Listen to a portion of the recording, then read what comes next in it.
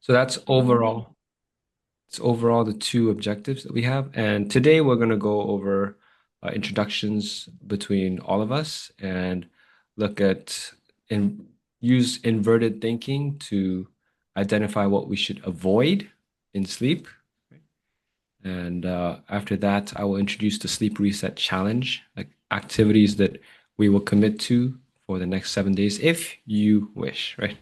And alongside that, we'll talk about accountability and no, potentially a group chat to help each other.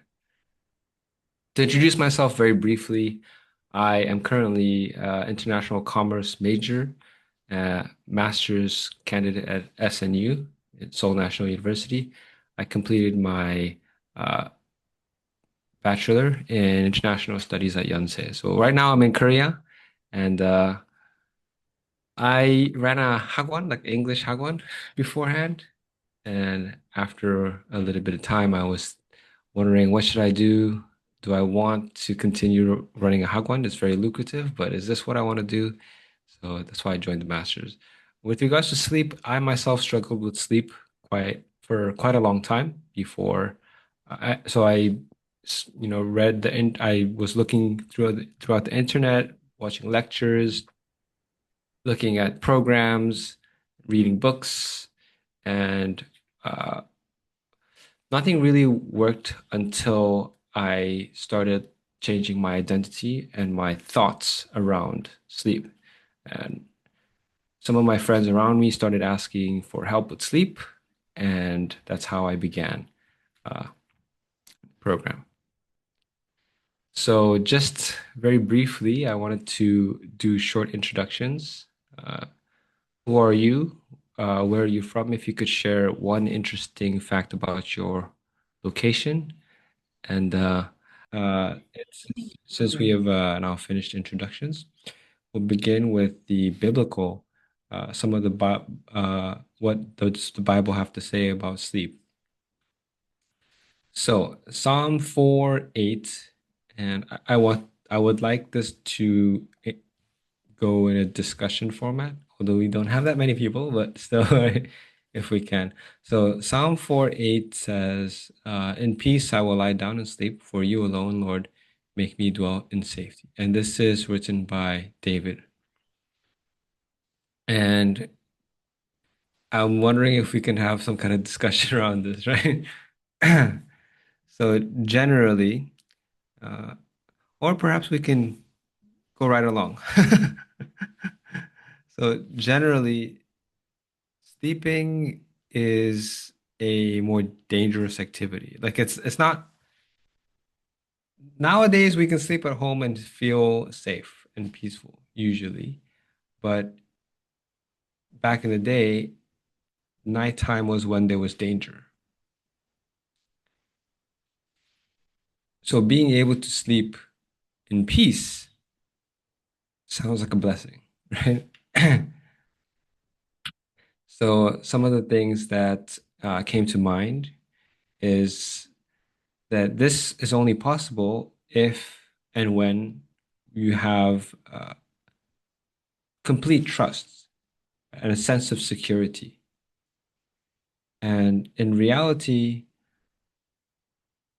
there's not very without without God or like a religious figure, it is very difficult for people to have true, truly profound sense of security and peace.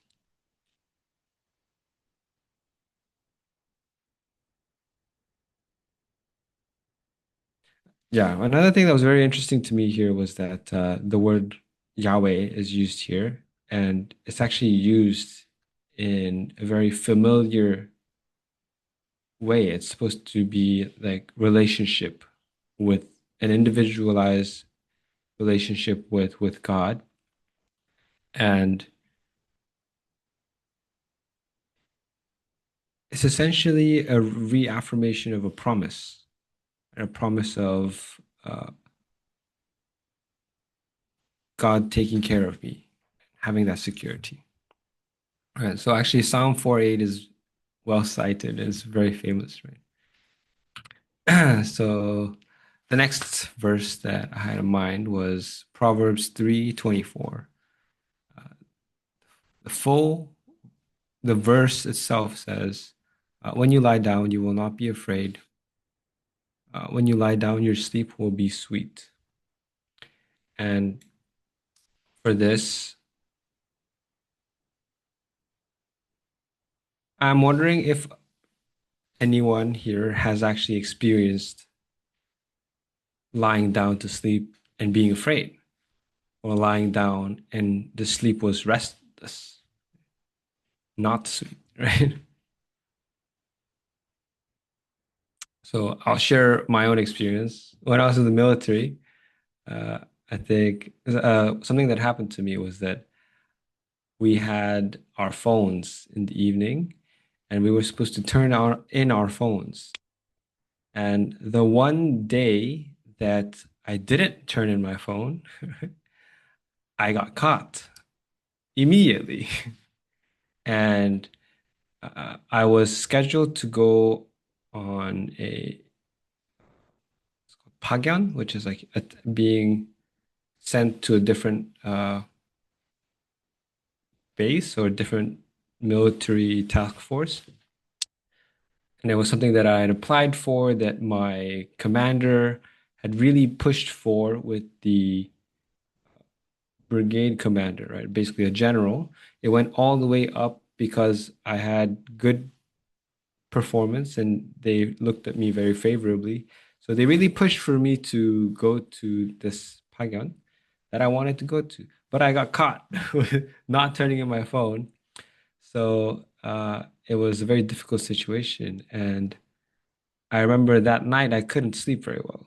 I There was a lot of things in my mind. I was about to finish early my military service, and I had like a month left where I could actually go out early. I could do my pagyon, and there were a lot of things that were in my mind at stake, right? And my image in the base, which was like very good, would be like coming down. Uh, so that night, I really couldn't sleep. I was extremely restless. I was very scared, and when I read this verse, I immediately thought of that moment because it's very uncharacteristic of me to not be able to sleep at that time. Right? In the military, as soon as my head touches the pillow, I'm so tired that I just fall asleep, right? But at that moment, I was full of fear. I didn't have a sense of security, and I wasn't able to fall asleep. But here, there's a promise that the Lord will be at your side and keep your foot from being snared, right? And this peace also comes from trusting in God. And this, okay, let's move on. In vain you rise early and stay up late, toiling for food to eat, for he grants sleep to those he loves. Proverbs 3:24. So this actually is put in between. So Proverbs 3 is essentially about chasing wisdom, I believe it is. And in that, there's the central idea is that there's vanity, it's vain, right? It's useless. It's futile for us to put all our efforts if we don't have the blessing or the support of God. Right? So the previous verses talks about, oh, in vain the watchman watches at night without God's blessings, right? Without God's provision, all our efforts don't actually lead to us feeling more secure. It leads to us feeling more worry and exhaustion. And that this verse, in vain you rise early and stay up late, toiling for food to eat. Toiling for food to eat is indicative actually of what happens to us after we are separated from God. Right? What happens to us after basically Adam was cast out of the Garden of Eden, right? we're no longer with God, we're no longer provided for by God. But later on, Jesus actually tells us that, yeah, you don't have to worry about food, right? Because God will provide, right? God provides for his children. Right? And that leads directly to being granted sleep. Right? Sleep in the peace of knowing that it's not about your effort, although it doesn't mean that you shouldn't put in effort. It means it's not ultimately about your effort. Everything will come to fruition as it should be. So the there's a couple more cases, but this was the most uh for me, like most 인상적인, right? So Jesus fell asleep in a storm, right?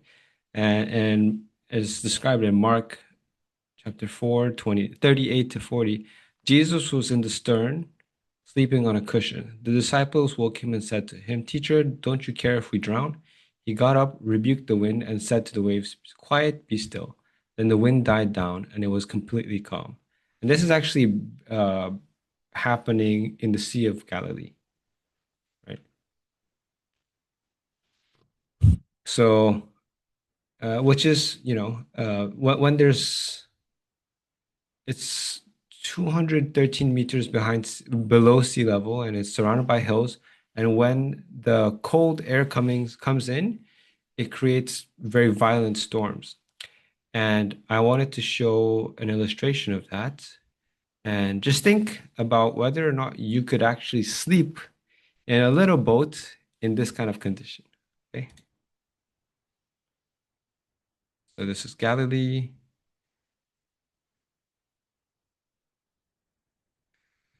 We'll move in here. Is the audio can you hear the audio? Not hear the audio. No. Sorry, 1 second. I'll stop sharing and I'll share again with audio. Can I do share sound? There we go.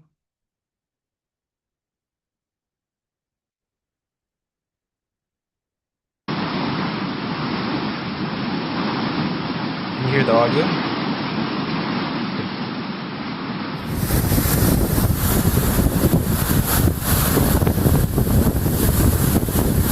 See a storm here. It's one of the many storms Jesus experienced in his life. Oh, buddy. Yo! So, everybody, just want to send you a video. It takes a little bit. Oh my gosh! So, do you think that you can sleep here? If you think you can sleep here, please put your hand up.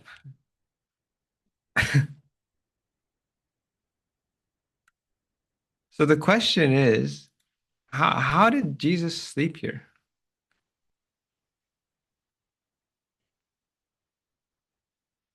Right? And Jesus rebuked the storm. He's, I mean, right, that in and of itself is also like amazing, but uh, he was sleeping on a cushion in this kind of storm, right? How for me that indicates that this kind of rest, I want to sleep like this. Actually, I want to sleep like this, and I want everybody to be able to sleep like this. Uh, there are so many people who, even in quiet, peace and quiet, actually they cannot sleep. And this is it's a stark contrast to what Jesus has. And Jesus had perfect faith, perfect belief in God's provision, what God had in store for him. So he was able to rest in this time. These are some of the things that basically the Bible says about sleep. There's a lot more actually about some of the reasons why people cannot sleep as well, uh, because of business, because of war, because so there's a lot of passages regarding sleep in that sense. But I wanted to bring these because they deal with uh, a lot of most of the people who come have behavioral, right, aspects of and causes of lack of sleep, but a lot of them also have insomnia, or basically they have their mind doesn't shut off. They're constantly worried. They're constantly going through uh, in their head, oh, what if this? What if that? Oh, tomorrow I need to do this. I need to do that. Or somebody said this to me. Why did they say that? Right. And I wanted to address those. I wanted to explore the biblical, what the Bible says about basically insomnia, quieting your head, right? And the key of that, all throughout this, the central theme was trust in God, trust in what will happen. Don't worry, essentially. All right. Next, I wanted to go and discuss what society says about sleep. What's actually the norm for society, and how does that actually affect how we as individuals sleep? So, just three things that I wanted to point out first, and then we can have more discussion. But I've seen it very often that a lot of my friends are in consulting, and a lot of them are working until 1 a.m., 2 a.m., and going back to work at 6 a.m., 7 a.m. So they're chronically sleep deprived, and they do that for many years. And actually, after 2, 3 years, they burn out and they leave, right? But they're actually extremely proud of how much they're working and how often they're working, how late into the night they work. And some of our conversations goes around how others aren't really working. If that makes sense. So they pride themselves in that, the hustle, the grind, right? And in South Korea, especially, actually, this overworking is a big issue. Right? People are expected to work late and come in early.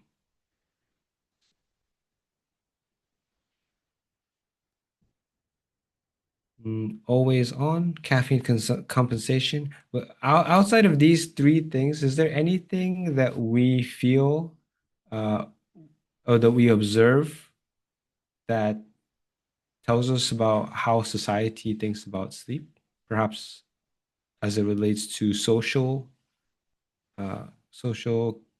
relationships?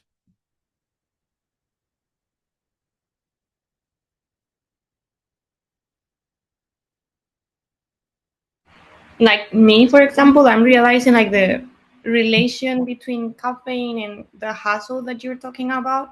In some places, the cafe culture is like very is praised, and you can see people going out to have cafes at like 7 p.m., 8 p.m. And I think, as you were saying, like that actually like shows how people like rather be like all the time active and all the time on, even if it's not like the proper moment.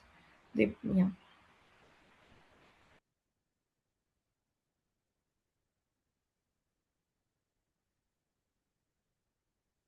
Sure, but Daniel, do you have any thoughts?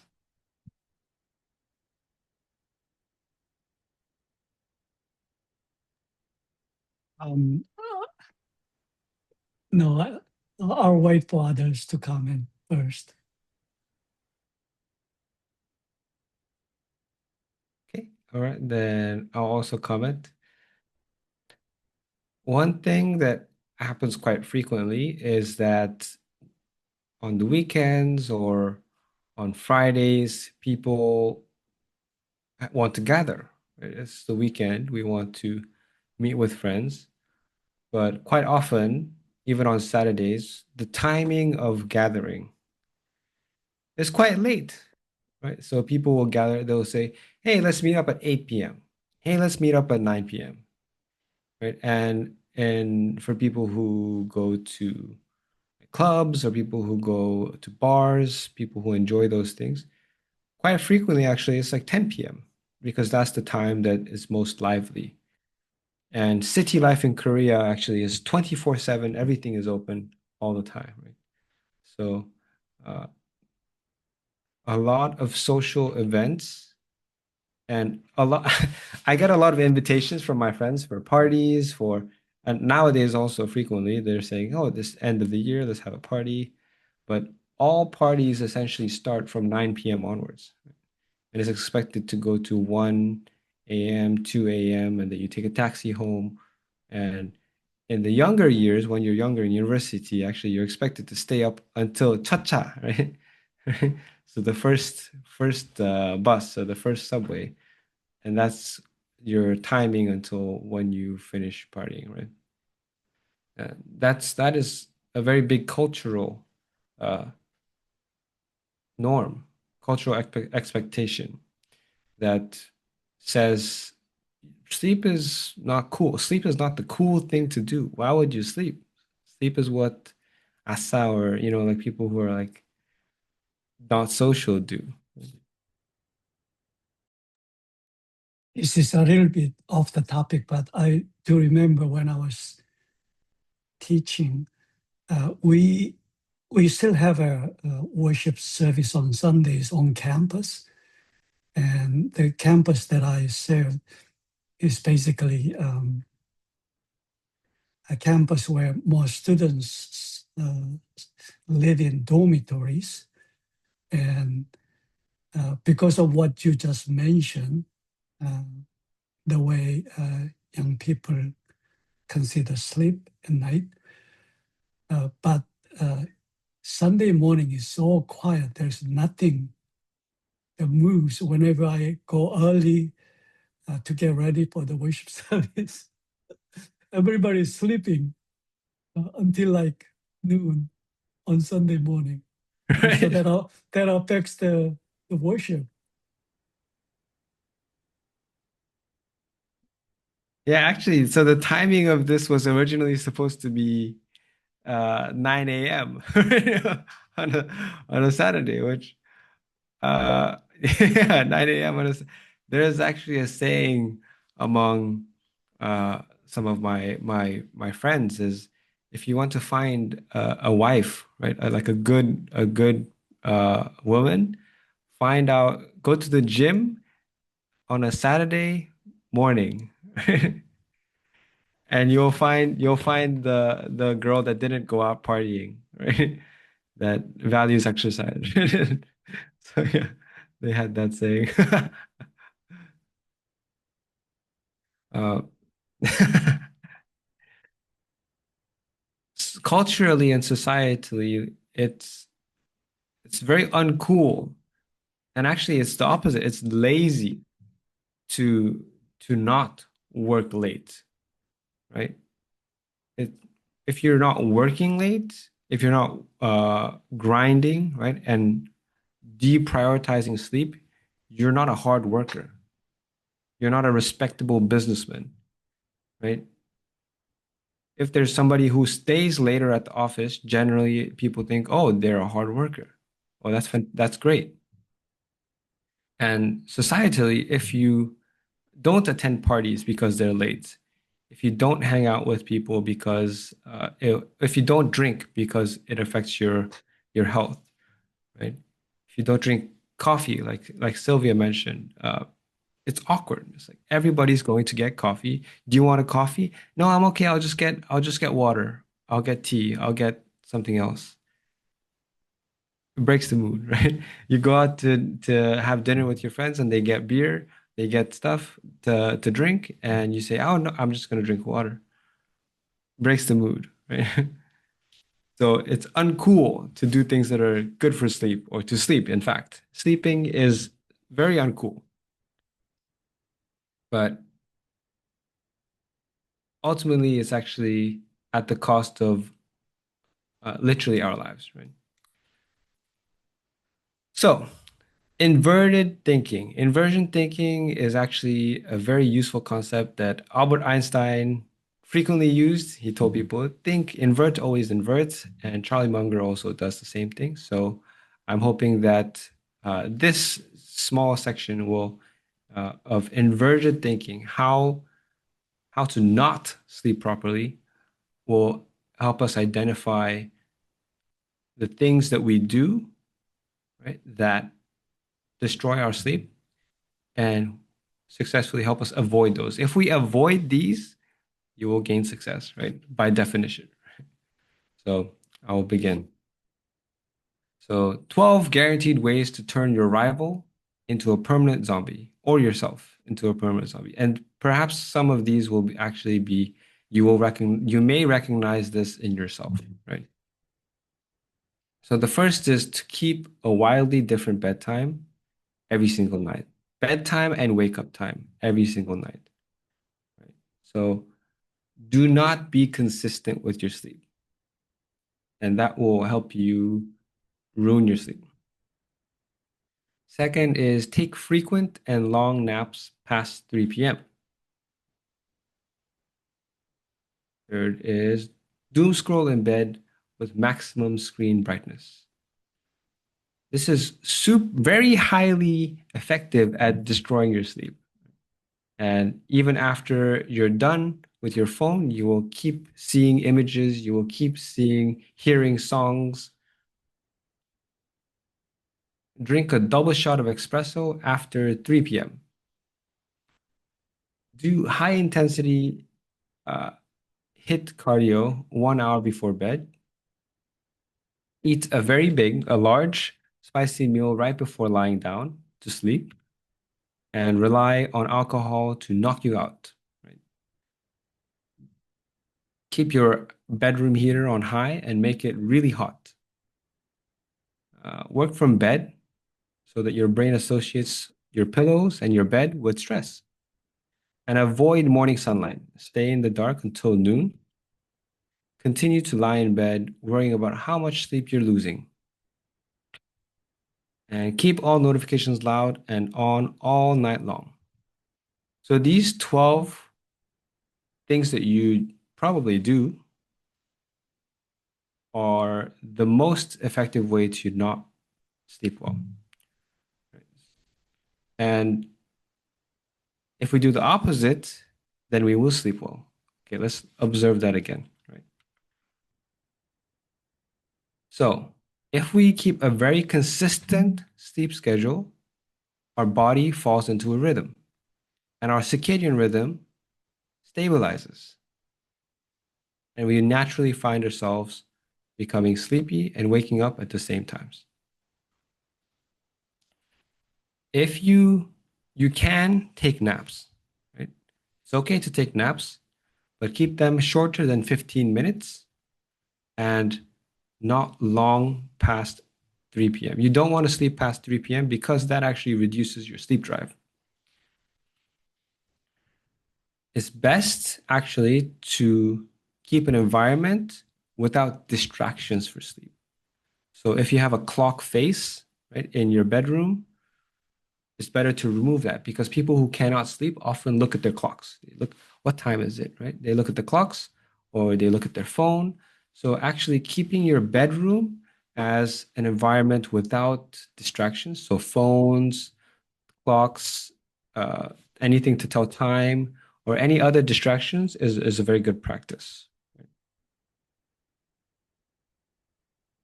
Caffeine actually blocks adenosine. So caffeine.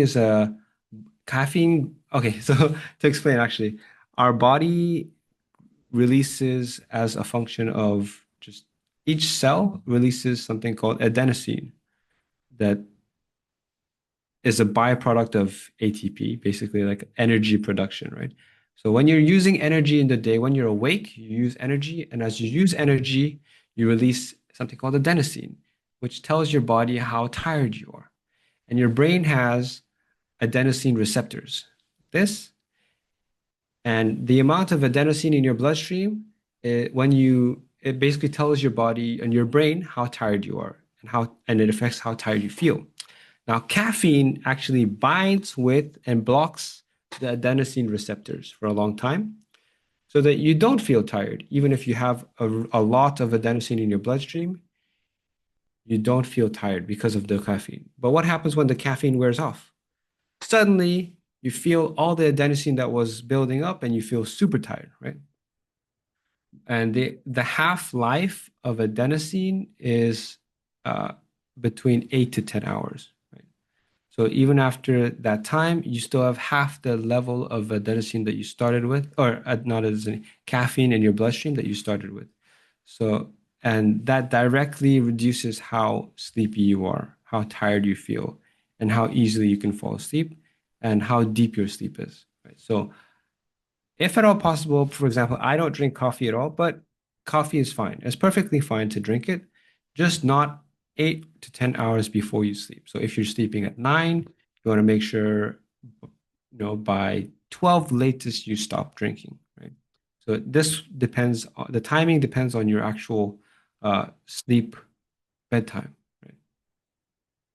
So do high intensity HIIT cardio 1 hour before sleep. So when we do high intensity exercise, that actually releases a lot of cortisol.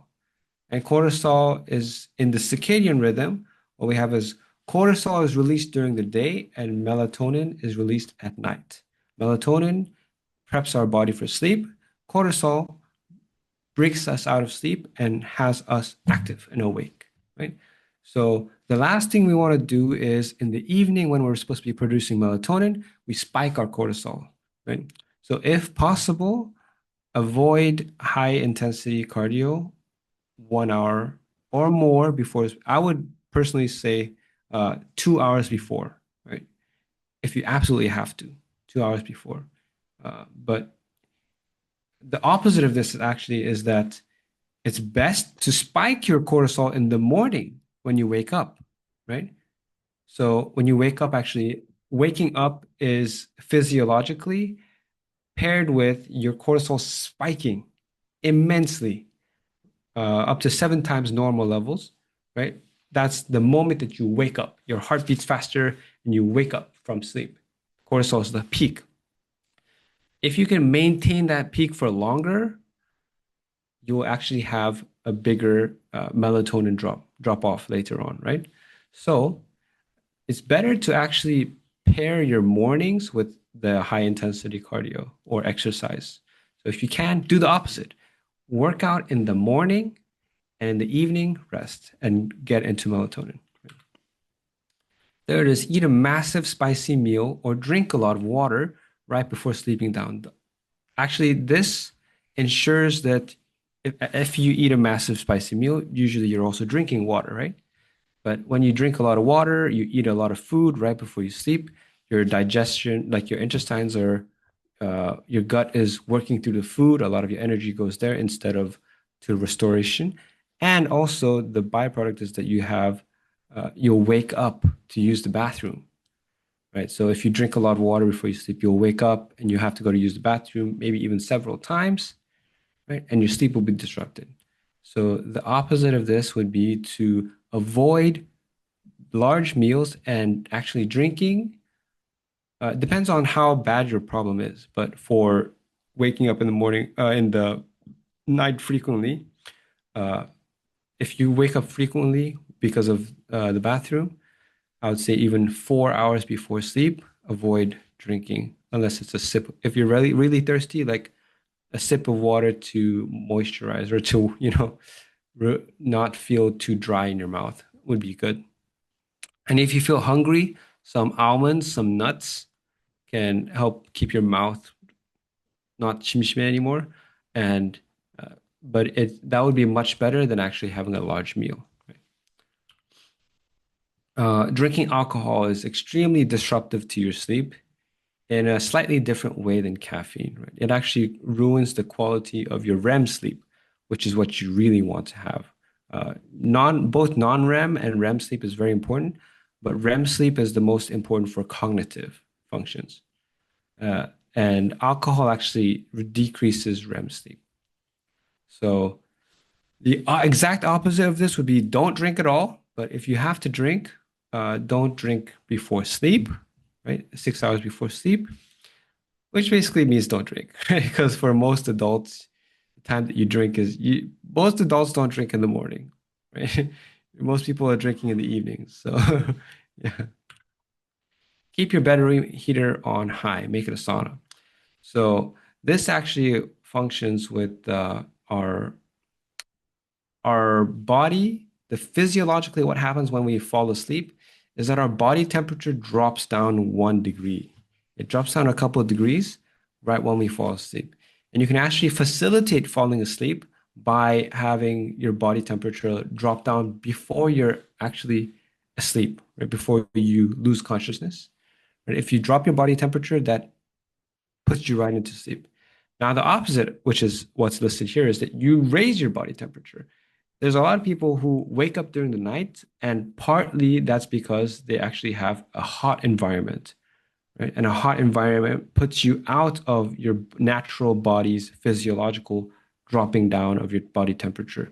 And raising your body temperature is what happens when your body is coming out of sleep, right? So when we observe a person's sleep throughout the night, as they are sleeping, their body temperature is down, and as they're falling asleep, it goes down. And as they're going to wake up with the cortisol spike, their body temperature goes up. Now, if we artificially increase the temperature in our environment, it actually jolts us out of sleep, right? So it will bring us out of sleep. So here, the opposite is keep your bedroom slightly cool.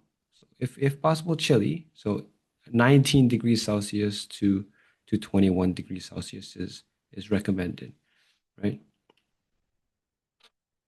Work from bed so that your brain associates pillow with stress.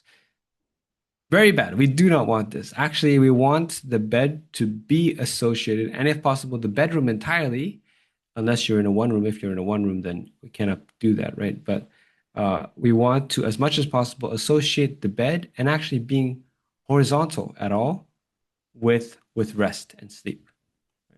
So if possible, keep the bed as a place you only go for sleep, right? And build up that association in your brain. And actually, this can be it's quite tricky for people because a lot of people like to rest on their beds and lay down if they don't have a couch, right? While flipping through their phone, while reading, while resting, while chatting, right? So the bed is not directly associated with sleep, right? It's actually associated with lots of dopamine. Like you get to bed and you watch a video, you watch a movie. We want to have the bed be associated with rest. And this one, avoid all morning sunlight. Stay in the dark until noon, right? So our brains and we actually evolved. Our eyes are extremely sensitive to light. And our circadian rhythm, which I mentioned, right? Cortisol in the morning and melatonin at night, is calibrated through sunlight. And through specifically the sunlight that we have in the morning at dawn and dusk have the quality and quantity of light, of blue light and red light, that triggers our circadian rhythm. So when we get dawn, specifically like sunlight that comes from dawn in our eyes in the morning, that triggers there's something called suprachiasmatic nucleus, right? In our brain. That triggers, that sunlight in our eyes triggers the suprachiasmatic nucleus to basically start a timer. 12 to 14 hours later, we're going to start producing melatonin, right? That's the effect of the morning sunlight.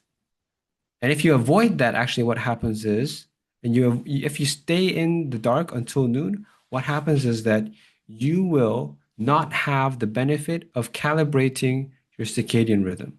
And your circadian rhythm will continue to shift because actually our circadian rhythm is slightly longer than 24 hours. So for some people it's 26 hours, some people it's 25 hours, or 24 hours, 30 minutes. But essentially our circadian rhythm, if we were to naturally leave it, shifts slightly over time.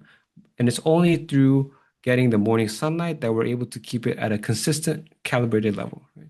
And if you don't have that calibration, then your body's natural waking up time and cortisol spike in the morning will gradually shift backwards and backwards and backwards, right? So if, for example, there was somebody who very consistently used to get calibrated at 8 a.m. and they would have the cortisol spike around 8 a.m. in the morning, as soon as they stopped, this would start shifting backwards, right? 8 a.m., 8:30, 9, 9:30, 10, and onwards, right? We want to avoid that. We want to make sure that we keep getting calibrated, get morning sunlight, so that towards the evening we get sleepy. 11, continue to lie in bed worrying about how much sleep you're losing. So one of the biggest problems that people have and the things that affect people's sleep is they're worrying about how little sleep they're getting.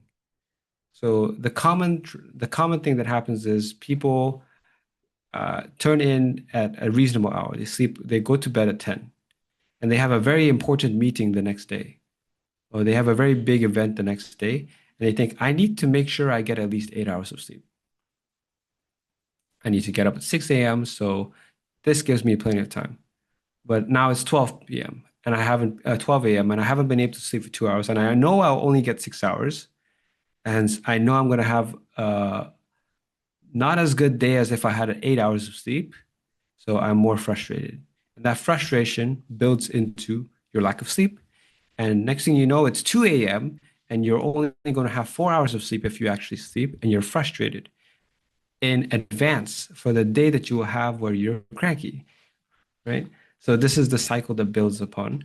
So if the opposite of this is that you actually will know, if you can't stay in bed for more than 20 minutes, get out of bed and do something more calming. Keep your mind off of sleep. Read a book with low light. Meditate, right? Perhaps read some Leviticus, right? Right. 12, keep all notifications loud and all night long. So this has to do with our environment. If you keep a noisy environment, so even a lot of people actually like to have, some people cannot fall asleep without videos or music playing in the background. That actually, even though it might help people fall asleep better, throughout the night, it disrupts our sleep. So it reduces the quality of our sleep. So if possible, have that. And I thought I had it here, but I did not. I will mention it now, is actually light. So I mentioned melatonin being important to our sleep in the evening, and the circadian rhythm being triggered by sunlight in the morning, right? So, for example, wake up at 7, get our sunlight in the morning, and it triggers our body to produce melatonin 12 to 14 hours later. Now, the trouble is this melatonin will be triggered, but only if the one condition is satisfied, and that is that we don't have light around us. So if we actually have bright light around us, even at the time of our natural trigger, right, timing for body's melatonin production, our body will say, hey, actually, I know we had the timer set from before for melatonin production, but it's still daylight. There's still light outside. So I'm not going to produce melatonin. I'm going to do that later. So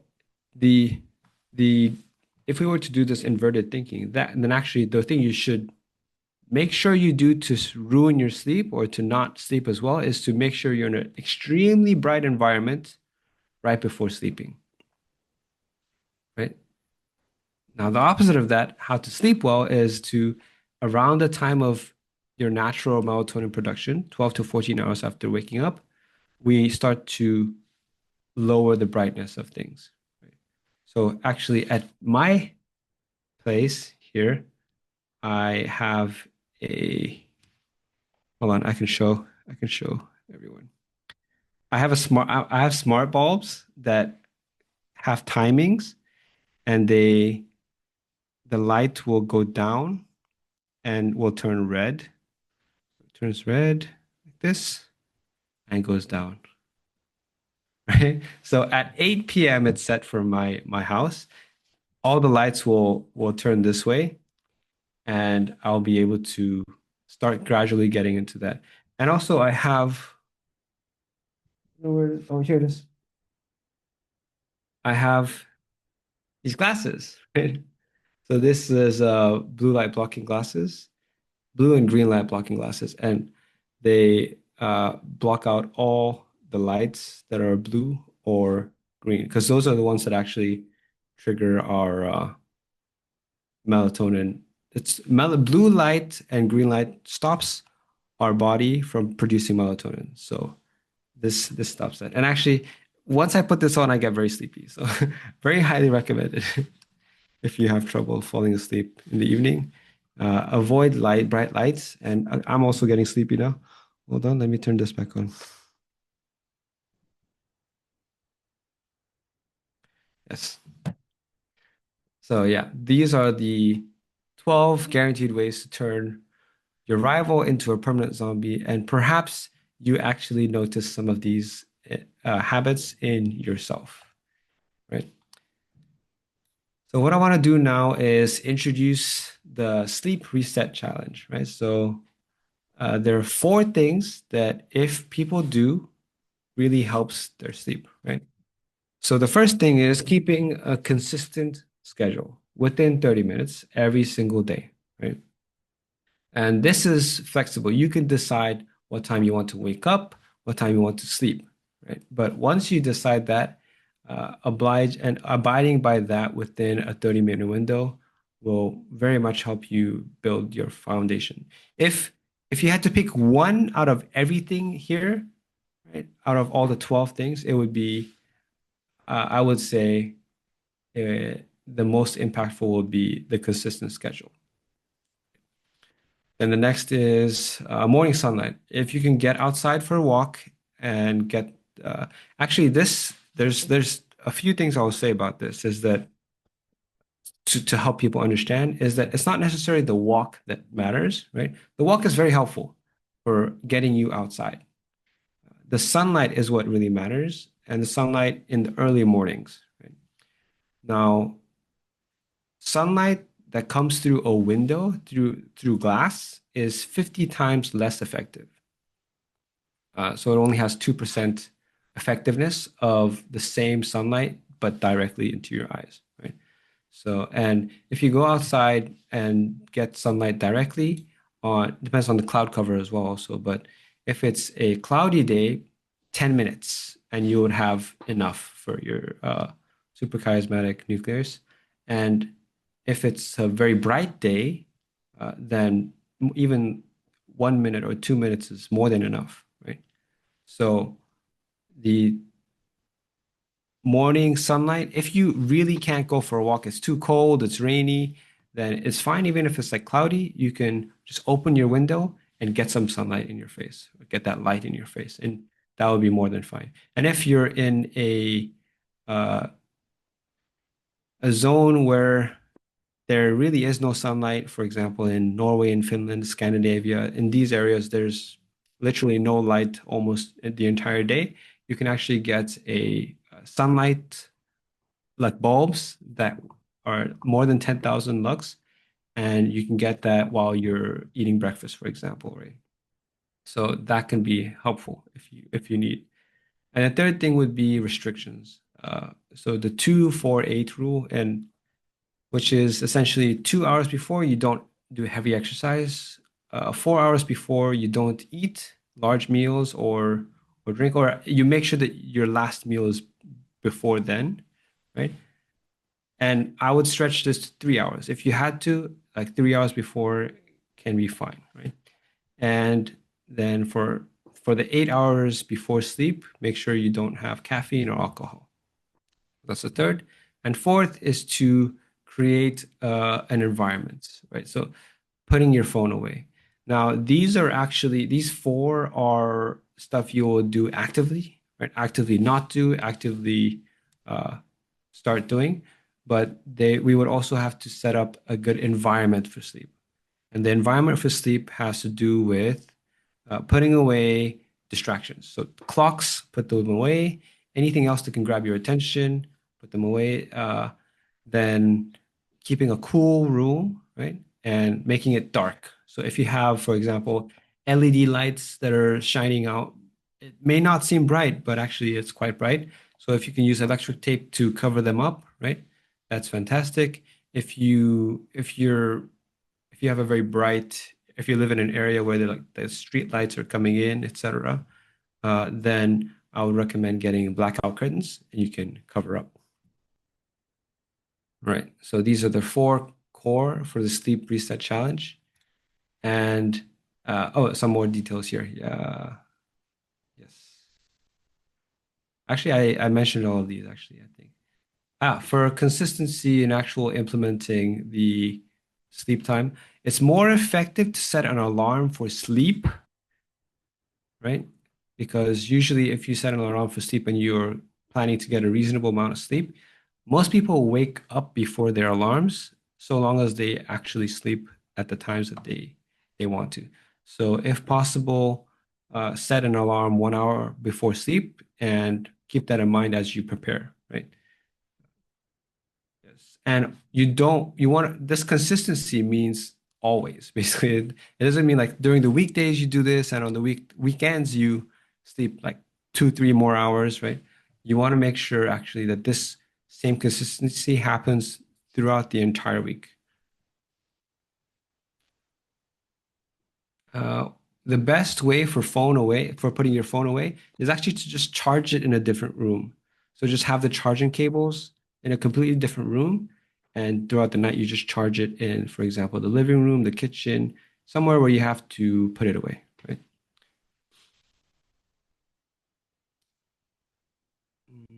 Right. So a lot of people actually look at their phones before they actually sleep. So they watch videos. Maybe a lot of people watch videos. So they go through Instagram, they go to Twitter, right? YouTube. Instead of that, recommend reading, perhaps journaling. And another aspect of this that it's not going to be here and you don't have to do it. It's not the core 4. But something that people have trouble with is that from the moment they wake up until the moment they get into bed, they don't have a moment's rest. They don't have any time to unwind and think, oh, this is what happened today, or I need to do this or that. The first time that usually a lot of people, the first moment they have of peace just to themselves without being busy is when they get into bed.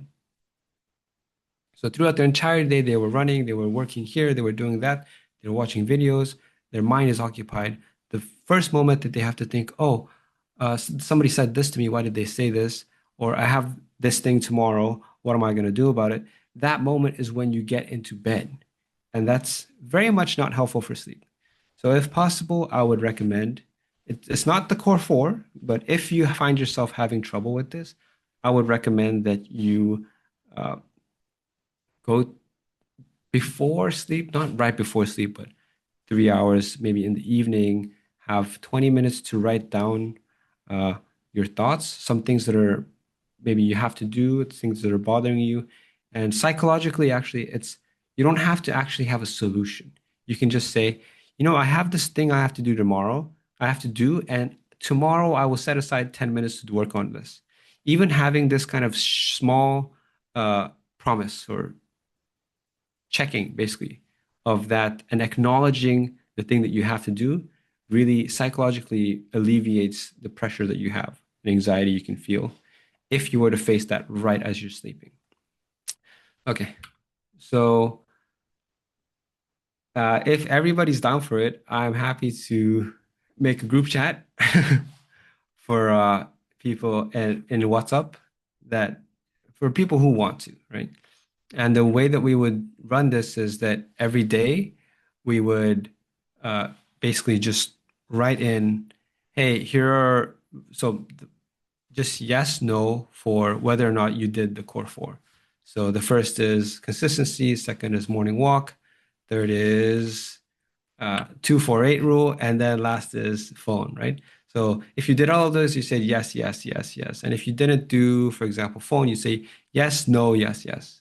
Then we have and then we'd have one win, like one thing that we found that was surprisingly good or that we were proud of, and one thing that we found was challenging. And if you don't have any challenges, you don't have to put any, right? So if you found actually this was amazing, I did everything perfectly fine, and I have no problem, then you don't have to mention that. But it's very helpful to have a group accountability in this format every day. And I do know that we have time differences, right? So, but doesn't matter. Just put in your how you did, right? So actually, this link I'm going to update it with an actual link, and I'll send it through. I believe I have everybody's phone numbers in the Vision Academy website. And if not, it would be extremely helpful if people put that there. Let's see. And I wanted to reflect on, so this actually is, we didn't have as much discussion as I thought we would. So we're actually wrapping up a little bit earlier today. Which of the core four is hard? Oh, another thing I will also do is that we will do this for a week. We'll run this for a week, and I will, towards the end of that week, I will send a survey, a questionnaire to see how your sleep is, right? And so I want to send those twice. Actually, I want to send one right now and one at that time to see if there's any changes, see if what's helpful. And so, if possible, and if you want to, you can fill that out, and that will give me a better idea. And actually, we're also a much smaller group than I originally intended. So, Shepherd Ben, I think actually you just arrived, but I would be happy to go through individually what kind of problems we have with sleep. So, yes.